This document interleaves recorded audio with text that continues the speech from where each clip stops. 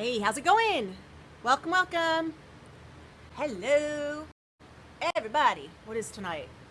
Is it Sunday night? Is it Sunday night? Sunday night. Oh my gosh, I have lost an entire 6 days, 5 days. Hello, Big Papa Dog. How many days till football? How many days? How many days? Hey, Rosalie. Hey, Sean. Good to see you guys. Good to see you guys. Welcome, welcome, welcome. It is so freaking hot. Hey, Sonia, my BFF.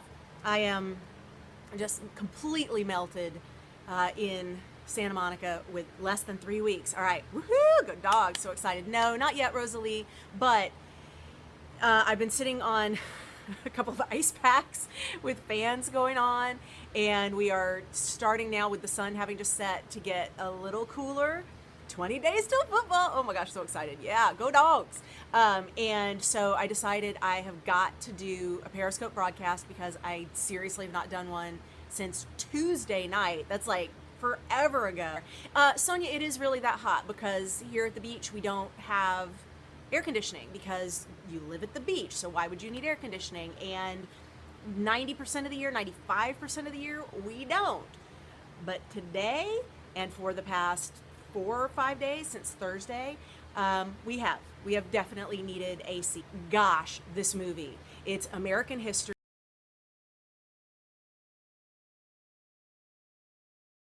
I was in college radio at the time of the Detroit seizure on them for doing Fuck the Police in a concert, and I mean I totally remember how it was just blowing up, not just music but culture, and obviously so much has been impacted by this amazing group NWA, which is of course what Straight Outta Compton is about. Dr. Dre, obviously one of the founding members of NWA, and the reason that this Periscope is specifically about lessons from Dr. Dre on actors' demo reel footage is because I got an awesome little Google alert, thank you Google alert, on, thank you Dana, on a project that I cast 2 years ago. So I always set up Google alerts on everything I cast because I never know when they're going to go to festivals, when they're going to be out, and available for me to see. I never know if there's footage out there, if they're winning contests. Like, these are things that I usually don't get told because a lot of times by the time they're there, they've forgotten to come back. Hey, Malia, good to see you. They've so forgotten about casting. Casting is one of the first things they did, and they're really not thinking about coming back around to the casting director and saying, oh, hey, that movie you cast, congratulations, your cast actually won a Best Cast award at a small film festival, and you should have a part of that honor. They really rarely remember to have that conversation with us, so yay for Google alerts. So I set up a Google alert on a film that I cast, a feature film, low budget, that I cast 2 years ago. It had a screening a few months back, and one of the associate producers and I went together to the screening and saw. It's just a fact of life, though. They forget. It's whatever. So it's in my contract that I get invited to screenings. It's in my contract that I get a DVD or a digital download, and that I get a poster, and that I get, my name is on the poster as casting director, that I'm credited in the trailer. There's all these details that I put in my casting contract, because if I don't ask for that shit, I'm not going to get it, because they're certainly not looking for ways to reward the casting director after the casting's over. They never think about it. They're like, oh yeah, the cast is done. Now we're working on things that are far more important. And I'm like, you remember that day when you couldn't find that actor for that role and I saved your butt? And you swore up and down that I would be the first person you thank when it wins any kind of award. Oh, you forgot about that? So I'm so used to it, so it's all in my contract. So, Susie, but covering myself doesn't mean it always gets covered, which is why I set up the Google alerts.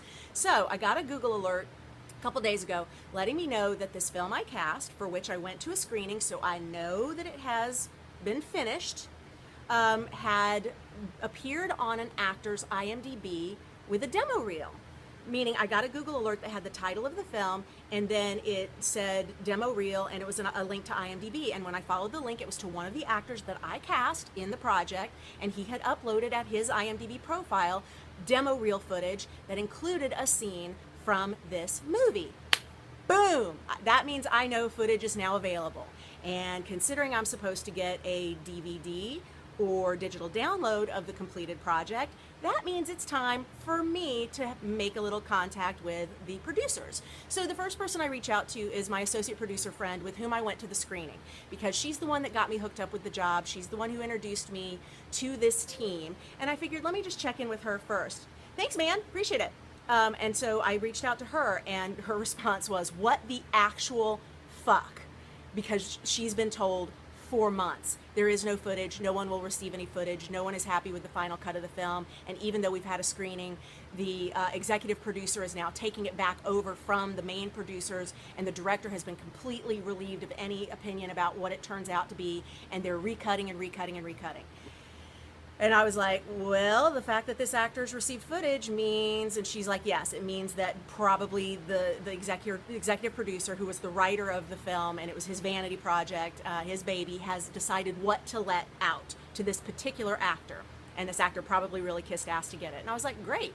I'm going to go to the producers with whom I have a contract. But now I have some inside information. So I go to the producers with whom I have this contract, and I say, hey guys, I'm now aware, thanks to Google Alerts, that footage is going out to the actors, or at least to this actor, so that means there's footage, and now I'm ready to collect on my DVD copy or digital download of the completed film. Now, I know that you guys still may be making some changes, and I don't need an exhibition copy of the film because I'm not going to be showing it start to finish. I just want a few key clips of especially some of the fancier name actors that I got on this tiny budget project to put on my casting reel, as is my right to do. And so that's not me, exhibiting the finished product. That's me showing this is the kind of work I can do on this kind of budget to producers who want to hire me in the future. So it's my right to do that, and it's in my contract. I hear back from one of the producers within a few hours, and he's on the East Coast working on a very fancy film that's shooting there right now, and I won't drop the names or whatever. But he writes back to me within a few hours and says, hey, just so you know, I'm over here working on fancy studio, big budget film over here, so you're probably going to just need to follow up with the exec producer / writer, and here's his email address. So he's basically passing me off. And so I immediately write him back and go, that's cool, and I add the other producer back on, because of course he just did a reply, not a reply all. That's fine. I know how to add this guy back on, so I add the other producer back on, and I go, that's cool, thank you for the email address. I will go directly to him. I have no problem doing that. But since my contract is with you guys, I'm going to make sure that I keep y'all in the loop, because it's your contractual obligation to make sure that I get full and final payment for my services, and full and final payment includes the footage. So I'll keep you in the loop as I pursue this through exec producer / writer, who I then email immediately, forwarding him the email from this producer who said, go to him. And I say, so now I know there's footage. So-and-so says I need to come directly to you, which I'm now doing. Do you need a Dropbox address so that you can send it over to me? Or do you need a mailing address so you can send me the DVD copy? It's fine if it's a rough cut. Thank you so much, and I'm excited to hear from you. Crickets, crickets, crickets, crickets, crickets. And I expect I will never see footage except in maybe a couple actors who kiss butt and he's happy with their scenes and puts them out there, demo reels. And I would not be shocked for that to happen. And this is where I have to decide, how hard do I want to fight for this? So let's take it back to Straight Outta Compton. You like that? Thanks, Susie. Straight Outta Compton. Gosh, how do I do this without there being a spoiler alert? Okay, I will not tell you at what point this happens, and I will not tell you with whom it happens, but it's a historical movie, so I guess if you're aware of history, you know that this happened anyway. There is a moment where Dr. Dre, and if you seriously want no spoiler on the movie, you need to X out and then come back in 4 minutes, because I'll still be talking, but I want to make sure that I don't spoil this for you if you really, really, really want to be surprised by something that is history and that we all know happened if we were keeping up with history and music in this era. Okay, so there's this moment where Dr. Dre is being challenged with, I will keep all your money. I will keep all your platinum records. You will get none of this going forward. And I will keep all your masters for everything we haven't even finished yet. And you walk out of here, you've got nothing. And he was like, keep it all. I'm gonna go make more. And of course he did. And I fucking love that. Because what that tells me is people who know they are creative, and people who know they create, and people who know they are a machine for creating content do exactly like Dr. Dre and said, you keep it. You go ahead and keep this little stuff that I did while I was over here with you, because that ain't nothing compared to what I've got going out after this. That moment has resonated so hardcore for me with this whole experience. And it got me thinking about how many times actors will chase after their footage on some sad little student film or some rinkety-dink little low-budget project that really isn't turning out that great anyway, and they'll for years stress about trying to get that footage rather than trusting they're about to create 10 times more content that's better. Exactly. The best is yet to come. And there's this saying that I love. It's easier to create new life than to resurrect the dead. And there comes a moment, thanks Cody, glad you're here. There comes a moment when you have to realize that continuing to put energy into going after something, even though it's rightfully yours, even though you've said, like, it's in my contract and it's mine, and by damn it, I'm going to do what I can to get it, and you really feel strongly about it, there comes a point where there's an energetic expenditure for that that's just not worth it. Because you can create new life easier than you can resurrect the dead. Let it go. Exactly. You'll get cast in better stuff. You will get better footage. Lisa, I'm still chasing footage from when I was an actor back in the late 90s. I know there is footage sitting out there of me and projects that I did a decade and a half ago, more than a decade and a half ago, and who needs that? Who needs that? Well, it's fine. If you usually have to get the crappy shorts while you're starting out, that's fine. But there comes a time when you go, I don't need it. It's not actually helping me to continue pursuing this footage. I just need to go make more, make better, and trust that you're never done. The best is yet to come. So that is what Dr. Dre taught me about how to treat this. So I did it. Yeah, Rosalie, of course, you're a class act. You give everybody their footage before it's even done. Everything I produce, I am like, get the footage out, get the footage out. Yeah, of course. You just have to get over chasing it. So it's, no, Lisa, I don't.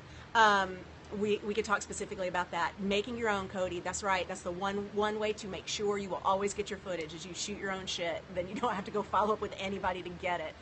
Yes, of course, self-create. Alfred, yes, I am a huge proponent of creating your own content. Absolutely. But Lisa, to go back on your question on that, it is better for you to create something that's a little bit fuller than just like a performance video or an actor slate or something that shows you doing a single scene or even a monologue or a piece from a play. While those certainly have their place, better for you to collaborate with even 2-3 other people, just like they do at the 48-hour film fest. If they can make a short film in a weekend, you can too. And even if you're like, yeah, I don't have all those resources, and that's a real extreme circumstance of like being completely tunnel vision with a bunch of creatives for that weekend, okay, that's fine. Give yourself, this is what I said a couple weeks ago to some people, give yourself until the next SMFA quarterly call. Self-management for actors. We have a quarterly call, and the next one will be October 11th. Give yourself till October 11th. Give yourself till October 11th to shoot your own short, and it doesn't even have to be 2 minutes long. It can be 90 seconds long. It needs a beginning, middle, and end, and it needs to look good, and it needs to sound great, so make sure you can put as many of those factors in place as possible, but JFDI, just fucking do it. Exactly. Lisa, you sign up for the SMFA calls at smfa4.com, and I don't think I have that one written down. Hold up, maybe I do. smfa4.com, do I have that one written down? Looking at my cheat sheets. No, I don't, but if you go to here, bonniegillespie.com, screen grab, you can go sign up for the calls, I think, through here. But smfa4.com, SMFA4 stands for Self-Management for Actors, 4th edition, smfa4.com. Right there you can sign up to get on the quarterly calls. They're free, and we record them, and it's basically open Q&A for as long as y'all need to talk to me. And the last one we did in July, I actually periscoped the whole thing, and you can find that on my YouTube channel. Oh, hold up. I know I've got that one. Yeah, I do. Boom, screen grab. There it is. I didn't do it at the right key. Screen grab. Thank you. I'm so glad you love the book, and thank you for the hearts, you guys. I love seeing that you guys are already creating your content, and that you're not afraid to just let go of the stuff that isn't coming in, because the stuff that's not coming in, it's so not worth chasing it. I figure I have already done all the work I'm going to do chasing this footage on this particular film. I reached out to the associate producer. She told me it's not likely that I'm going to get it. I reached out to the 2 producers with whom I'm contractually obligated to receive footage, and was told by one of them right away, yeah, you're probably not going to get it from us. You're going to have to go over to this guy. And now I've sent the email to this guy. I'm glad, Malia. I'm glad it helps even non-actory and actorly.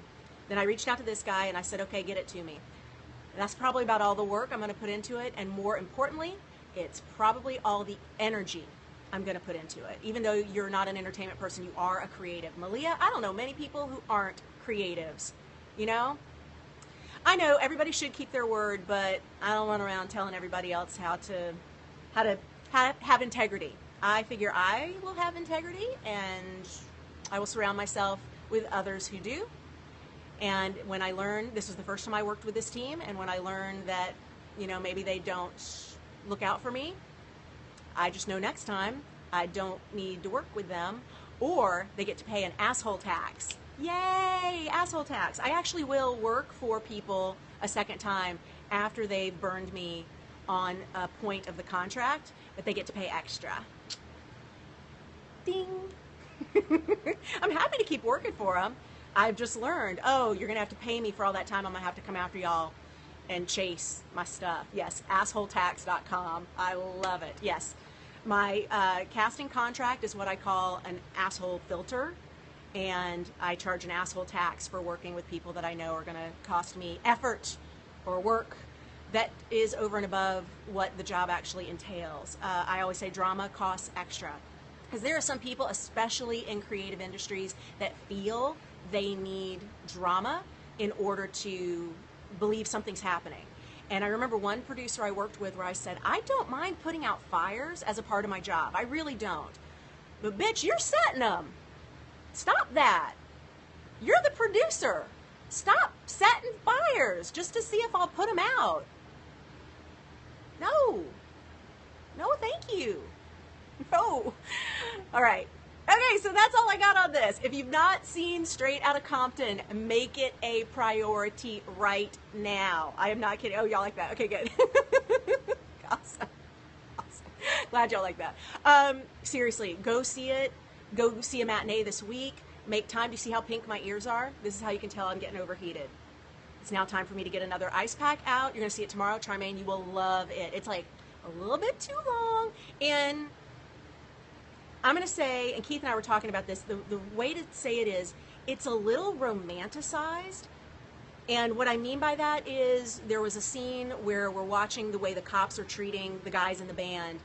And I said to myself, every single one of these actors has been treated more brutally by cops in real life than we're seeing them being treated right here. I think everything kind of felt a little romanticized because that's the way the story needed to go in order for us to have the journey that we needed by the end. And I don't want to give away too much, but I mean, my God, it's just such amazing storytelling, so well acted. There are a couple places where I was like, oh, I wish you had taken an acting class so that moment could have been a little bit stronger. But otherwise, like without like maybe 2 people that could have just tightened it up a little bit, a couple extras looking straight into camera, I can always do without that. Y'all don't do that. Don't do that. Other than that, yeah, I loved it. I seriously loved it. It's the best movie, Cathy, that I've seen in 2015. And I've actually been seeing a lot of movies this year, which is so unlike me. I usually don't see a lot of movies, and this year I've been like on it.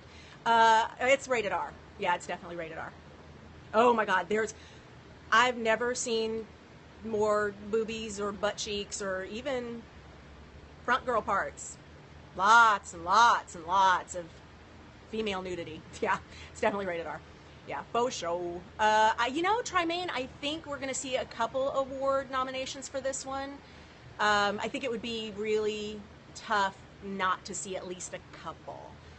Yeah. I really hope the actor who played Dr. Dre gets nominated for some acting awards. He was strong.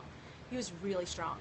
I thought the guy who played Suge was meh, you know, but But that was fine. I mean, and see, that's another one where I'm like, it was romanticized, because Suge is way more brutal than they even showed this version of him. So anyway, you're already hearing some award buzz. I'm not surprised. I mean, and it's also had a huge weekend. It's done really, really well.